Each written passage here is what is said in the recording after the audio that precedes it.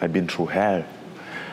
It was clear for me, was said that coming from a humble beginning and starting late in life, Francis Ngannou has risen to one of the dominating fighters in the UFC who just recently joined the cage. Making his debut in 2015, this Cameroonian native has earned the nickname of the Predator due to his ferocious fighting style and unlikely agility, despite his large frame, and how he now holds the champion title for the heavyweight division of the UFC. Hey guys, what's up? And welcome back to our channel. For today's video, we're going to be discussing another celebrity, this time in the UFC industry, with Francis Ngannou, his net worth, lifestyle, and how he spends his millions. So to know more about this talent, don't forget to like our video and subscribe to the channel, as well as hitting the post notification button so you never miss another update from us. Francis Ngannou, a man from the streets of Cameroon. If you're a UFC fighter, you've probably already heard about Francis the Predator Ngannou, who's been dominating the game as of late. If not, that's cool. We'll just do a quick recap for you about the man.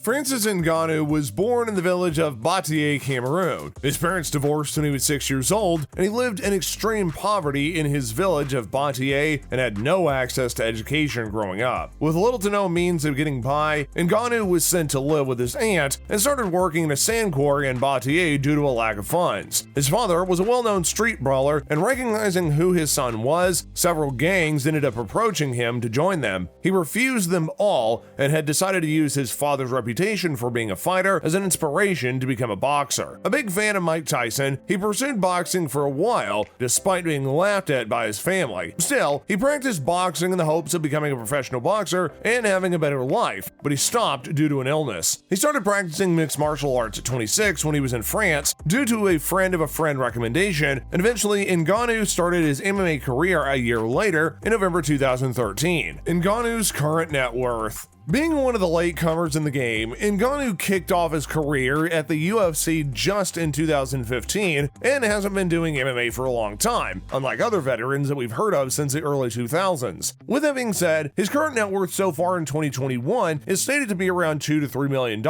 ever since his last recorded official estimate was in 2019 when he recorded $555,000. His match with Stipe Miocic alone was worth a staggering $500,000 back in 2019. As reported by Sports Daily, Ngannou has amassed a grand total of $2,157,500 through his career, earning $320,000 during his bout with Jairzinho Rozenstruik in 2020. Of course, that amount is a variable in and of itself, and it could change sooner or later than we thought now that he's gaining popularity at a fast rate and is now the title holder of the heavyweight championship of the UFC. He did manage to seal several brand deals with Reebok, Toyo Tires, Gym King, Cryopain Relief, and Manscaped that put him around $50,000 to $100,000 in his pocket. Despite starting late, Ngannou's earnings have been steadily rising since 2020. His net worth is estimated to be around $3 million. UFC debut and career. Before he earned 5 Performance of the Night and his championship title, Ngannou broke into the UFC scene in December 2015, where he fought off against fellow newcomer Luis Enrique. During his debut match, Ngannou managed to KO Enrique, which earned him $20,000 in his pocket. His sluggish style, ferocious power, and highly agile body were a show of how he was able to force to be reckoned with inside the cage. After fighting Enrique, he went on to fight 9 more matches, which he won via TKO or KO until he came face-to-face with the then reigning US heavyweight champ, Stipe Miocic. Before he even fought for the heavyweight title, Ngannou faced off against veteran UFC fighter Alistair Overeem. This fight became one of the highest profile fights he ever had in his career, winning over Overeem via knockout in the first round. This knockout had been labeled as one of the greatest and most brutal knockouts of all time, which earned him Knockout of the Year. High over the win with Overeem, Ngannou became overconfident with his abilities during his fight with Miocic for the title, and as a result, several weaknesses in his techniques were exposed, and Miocic put him down in the 5th round of the match, retaining his championship title over Ngannou. Devastated with the loss, it took a while for him to recover and get back in the cage. His next fight was against Derek Lewis back in July 2018, wherein he lost via unanimous decision. decision. The fight was heavily criticized by the media and fans for the lack of offense from both competitors and was labeled as a snooze fest. Reeling from suffering 2 losses, Ngannou was determined to get his groove back and prove his skills as an MMA fighter. He managed to get his head back in the game and won against Curtis Blades in a rematch held in July 2018, where he powered through and won via TKO in the first round. Plus, as a bonus, he earned the Performance of the Night award. He continued fighting and winning for the next 3 matches against Cain Velasquez, where he won via knockout in the first round, Junior Dos Santos, which he won again via TKO, also in the first round, with an additional bonus of Performance of the Night award, and Jairzinho Rozenstruik, which got postponed and rescheduled for a few times before happening. Ngannou ended up winning over Rozenstruik via knockout in the first 20 seconds of the first round, which earned him another Performance of the Night award. What does Ngannou do with his money? Coming from poverty and almost next to nothing, Ngannou doesn't splurge on material things like flashy cars, antique furniture, or gadgets like most celebrities do. What he has, though, are sleek and expensive bespoke suits and sunglasses that he shows off during events where he makes an appearance. He knows how it's like to have nothing, so he doesn't take all his accumulated wealth for granted. Living wisely, Ngannou saves for tomorrow. When asked about his money in an interview,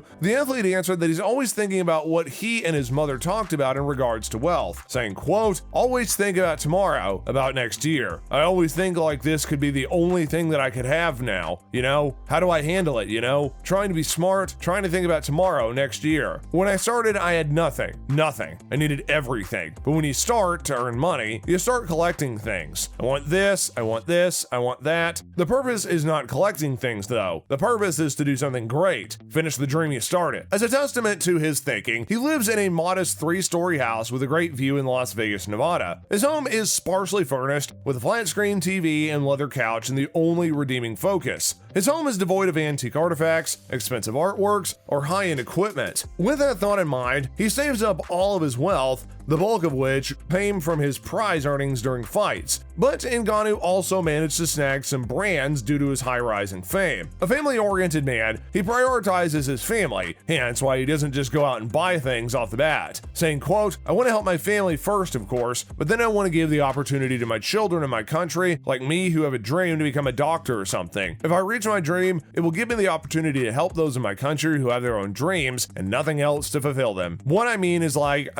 can't say I have achieved maybe some part of my dream, not all of them, but some part of it, because when I go back home today, I will look at my family, you know? I'm happy. I'm happy that they are not concerned about anything anymore. The Francis Ngannou Foundation. Although he is quite frugal with his own finances, Ngannou established his own charity called the Francis Ngannou Foundation and also helps out in the flood relief back in his hometown of Batier. His self-establishing charity aims to empower children to pursue their dreams, especially those interested in entering combat sports like mixed martial arts. The foundation provides access to professional training, gyms, and facilities, and it can currently support up to 100 children, supplying them with training equipment, clothes, and more. When he was growing up, Ngannou openly stated that he always wanted someone to support him in his village and provide him with the resources to work towards his dream of becoming a boxer then. But alas, no one came to his aid. And now that he's in a position to help others who have the same dreams as himself, he extends a helping hand for the children of them to achieve their dreams and goals. Quote, "The goal is to have them believe in themselves and want to chase their dream. It doesn't matter what it is," Ngannou said. "I'm seeing myself when I was there in Cameroon, how powerful my dream was, and I'm like, okay, if there are like 3 or 4 kids in all this village who have the same dream and it's as powerful as mine, it's worth it." A lot of children now in Cameroon, because of me, they have a dream. They say, "I will be a champion in MMA. I will do boxing like Francis," because they saw me when I was young. I didn't have anything. I didn't have an opportunity, says the UFC heavyweight champ. And today, they see me and they're dreaming. They're thinking of something is possible. Even when they are poor, something is possible in life. It's not easy, it's so hard, but it's possible. And that wraps up everything we know about the Predator Francis Ngannou's net worth, lifestyle, and how he spends his millions. We hope that you enjoyed this video, and if you did, please give it a thumbs up, as well as subscribing to our channel and hitting that post notification bell so you never miss another update from us. Until next time, guys, we'll see you later.